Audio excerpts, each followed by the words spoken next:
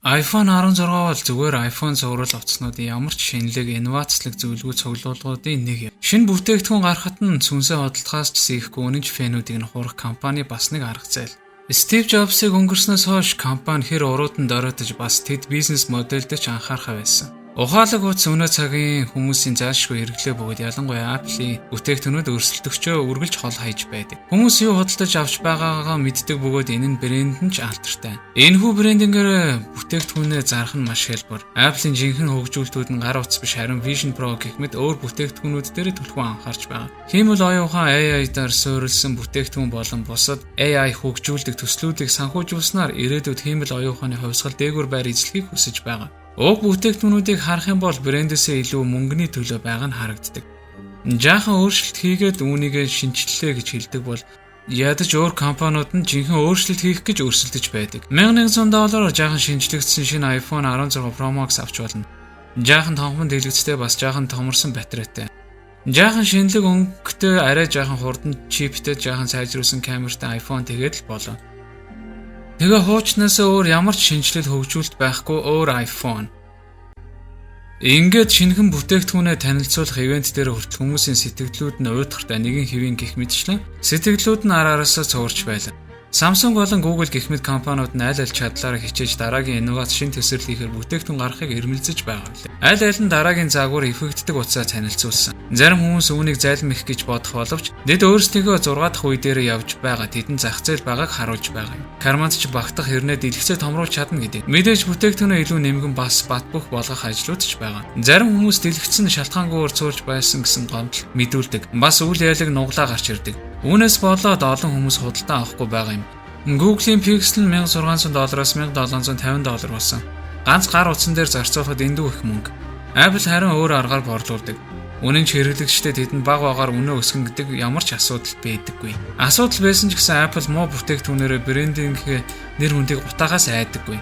Энэ бол Apple хэмээх брендийн гол хожлон юм. Хэрэглэгчдэд тэдний байнгын найдвартай бүтээгдэхүүнээр хангана гэдгийг үргэлж мэдэж байдаг. Гэвч тавхтартай байдал болон зогсон байдал хоёр их ялгаатай зүйл. Apple хамгийн том залбим их нь бол шинэ бүтээгдэхүүн болгоно шинжлэх биш. 2-3 жилийн дараа вершн гарсны дараа шинжилдэг болохоор үнэн ч хэрэглэгчтэй байгаа юм. Өнөө үед эвдрэхгүй технологийн бүтээгдэхүүн аавна гэдэг боломжгүй. Apple ч гэсэн нэг ялгаа байхгүй. Үүндээ ч гаргууд.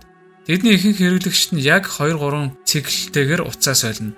Өмнөх утас нь эвдэрвэл мэдээж дараагийн шинэ утас авах нь ойлгомжтой. Ингээд өмнөхөөсөө нэг ялгархгүй үйл ялэг өөр шинэ загваруудыг танилцуулна. Айл 2016 онд иймэрхүү төлөвлөгөөнүүдийг хэрэгжүүлж эхэлсэн юм. Хэрэглэгчдийнх нь батарей нь 30% болонгоо шууд унтрах жишээ нэ. Софтверээ шинжилснээр энэ асуудлыг шийдэж чадсан. Апдейт хийж багийг шийдсэн ч гэсэн утсыг илүү их цэнийг ашиглаж илүү их ачаалуулдаг болсон. Хугацаа өнгөрөх тусам утас нь удааширж илүү их батарей ашиглана. So sour on Apple because of what they did with the batteries. Yeah. That was such a dirty thing to me because everybody had always suspected, like my friend Brian was always like, dude, I'm telling you, when the new phones come out, your old phone starts moving slower. I'm like, dude, that's a conspiracy. That's all horseshit. Yeah. Like, your phone's just old, bro. But then when I found out that it was real, I was like, you assholes. And It's to pretend. The problem was the way they didn't tell people. Яг үнэндээ Apple ингэж л ажилдаг. Учир нь утас нь удааширч эхлэхэд утсаа хуучирсан гэж хүмүүс боддог. Үйлдсэн насжилтыг нь хүчээр дуусгаж байгааг мэддэггүй. Шинжлэгдснээр шинэ апдейтүүдийг хүлээж авах боломжтой болж байгаа юм. Ингээд нөгөө асуудлууд нь шийдэгдэх. Шинэ утас авснаар шагнагдаж байдаг. Зарим хүмүүсийн утас хэдэн жил ашигласны дараа шалтгаангүйгээр ажиллахаа болчихдог гэсэн гомдол ирүүлж байсан. Тэгэхээр өндөр үн гэдэг бат бөх өндөр чанарыг батлахгүй. Хүчээр утсаа шинжлүүлэх гэсэн бодлого нь утасны дагалдах жижиг хэрэгслүүд юм. Батарей шалтгаангүйгээр муудаж эсвэл дэлгэцэн бүрзэж эхлүүл үүнийгээ шинээр сольж болно. Гэвч жил ирэх тусам энэ нь улам хэцүү болсон. Өмнө нь гар утасны жижиг зүйлсийг өөрөө ч засаад солиход асуудалгүй байсан бол өнөө үед латсав тэмдэг зориултын багаж мэрэгжилтэн гэд гар утасны засварчингаар энэ бүгдийг хийлгүүлнэ. Албан ёсны Apple-ийн дэлгүүрт өгвөл байдал бүрч дордно. Хүмүүс гар утсаа Apple-ийн албан ёсны газарт өгч янзлуулснаар шинээр худалдаж авсны илүү их юмд бас хурдан гэж байсан.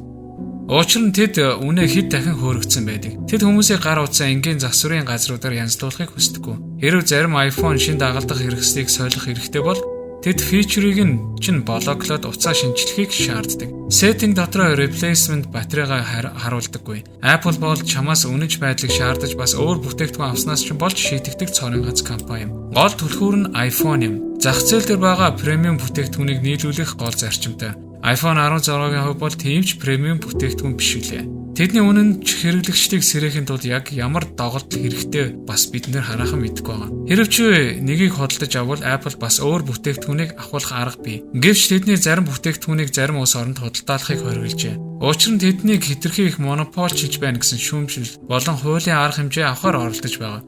Учир нь тэдний бүтээгдэхүүн өөр брэндүүдтэй хамтран ажилддаг. Apple Watch гэхэд л өөр ухаалаг утасны системтэй холбогддог. Тэд зориудаар ингэдэг бөгөөд тэдний ихэнх фичерүүд нь ажилддаг. App Store дээр ч 3 дахь этгээдийн аппуудыг ажилуулдаг. 2022 онд Европын холбоо тэднийг 3 дахь этгээдийн өөр аппуудыг ажилуулах шаардлага хүргүүлсэн юм. 2020 онд Epic Game компани тэднийг шүүхэд өгсөн юм. Maker of Fortnite, Epic Games, will battle it out in court today in a lawsuit that could change how millions of iPhone users download apps. The developer claims Apple is monopolizing mobile gaming through its App Store. Messenger-ийн хүрээний хүртэл ногоон өнгөтэй байдаг нь монопол гэдгийг харуулах гэсэн нэг стратеги. Энэ мэдчлэн Apple-ийн монопол гэдгийг илтгэх зүйлүүд зөндөө бий. Өөр брендийн бүтээгдэхүүнүүдтэй холилд боломжгүй болгож байгаа юм. Тэгээд USB-C-тэй холбогдох гэж олон жилийг зарцуулсан шалтгаантай. Ингэснээр тэд муу цэнэглэгчтэйг олон жил сайжруулахгүй явсан юм. Үүнд нь хариу барьж шүүгдсэн. Өмгөөлөгчид хангалттай мөнгө өгч чадах том компани энэ бол тийм ч том асуудал биш үлээ. Шүүхэд ялагдаж засгийн газарт оргууллаач гэсэн хэдхэн өөрчлөлт сайжруулалт хийх байх. Үүний хажуугаар Apple нь өөрсдийгөө арга зайлаар үргэлжлүүлнэ. Тэдний хэрэглэгчтэй халамжлах Apple Support програм нь бүрч ихт орсон. Өмнө хэрэглэгчтэй халамжилж хэдний утас нь гарсан тоглолтуудыг үнгүй засаж өгдөг байсан. Өнөөдөр бол харин тийм биш ээ. Энэ нь дахиад мөнгө олох хэрэгсэл болж утсыг чинь хугацаанд нь засаж дуусгахгүй эсвэл хойшлуулах бүр эсвэл хүлээж авахгүй гэд өчнөө гомдлууд байгаа юм. Тэдний өөрсдийнх нь албан ёсны хуудсан дээр хүртэл тэдэнд муу үнэлгээ өгсөн байгаа. Яг өөр бусад технологийн компаниуд иймэрхүү муу үнэлгээнүүд байж л байдаг. Ядчил дэлхийн топ компани тэднээс арай илүү дээр байж болох байсан. Apple-ийн гол хараа зорилго нь засаж сайжруулах бус харин шинээр орлуулах гэдэг нь ойлгомжтой. Хуучин утсаа янзлуулж байснаас шинэ утас авах нь тэдний хувьд ашигтай. 2011 онд Apple Care хэмээх авсан гар утсан чинь сарын баталгаа өгөөд $100 байсан бол 1 жил өнгөрөхөд шинэ утас авснаас ялгаагүй үнэтэй болох баталгаа юм. Тэдний бодлого төлөвлөгөө нь хэрэглэгчид нь 2 жил тутамдаа утсаа сольж байх ёстой. Тэдний баталгаагүйгээр өөр засварын газрууд илүү хямд үнээр засаж өгөх нь ойлгомжтой. Apple-аас бусад компаниуд засварын үйлчлэгээ тэднээс илүү хямд үнээр санал болгодог. Мөн баталгааны хугацаа нь илүү удаан үргэлжилдэг юм. Steve Jobs-ыг өнгөрснөөс хойш Apple компани өөрсдийнхээ стратегийг бүр мөсөн өөрчилсөн. Тэд жинхэнэ өөрчлөлт шинжилт хийхэ байсан. Үнэн ч хэрэглэгчтэй зөвхөн шулахын тулд мөнгөний ойнтонцол хөөцөлдөг болсон. Одоо тэд зөвхөн өндөр үнээр бүтээгдэхүүнийг худалдаж авах хэрэглэгчтэй илүү түлхүү анхаардаг болсон юм. Бүтээгдэхүүнийг хамгийн сайныг хэрэглэхийн тулд эсвэл нэмэлт фичерийг эзэмшихийн тулд Apple-ийн бүтээгдэхүүнүүдийг авах хэрэгцээ өсөж байгаа юм. Ингийн тулд хэдэн 10 сая төгрөг зарцуулах хэрэгцээ шаардлага өсөж байгаа. Өндөр үнээр утас худалдаж авлаач 2-3 жилдээ зайлшгүй солих шаардлагатай бас хуучин утас чинь аваад л үнэ 30% алдна. Олон жилийн настай бүтээгдэхүүн анханасаа үйлдвэрлэх зорилгогүй гэдээ ойлгох хэрэгтэй. Гар утасныхаа бизнесээр олсон энэ ашгаараа дараагийн төслүүдээ санхүүжүүлж байгаа нь ойлгомжтой. Гэсэн ч тэдгээр нь амжилттай явахгүй байгаа. Үүний хажуугаар бид зах зээл дээр маш олон тооны iPhone утаснууд зарагдаж байгааг олж хардаг. Хуучин загвараасаа илүү гарах зүйл байхгүй iPhone 16 бол тэдний нэг байдаг л нэг загвар юм. Илүү шинжилэлт хийхийг харах хүртэл хэдэн жил шаарддаг байх та.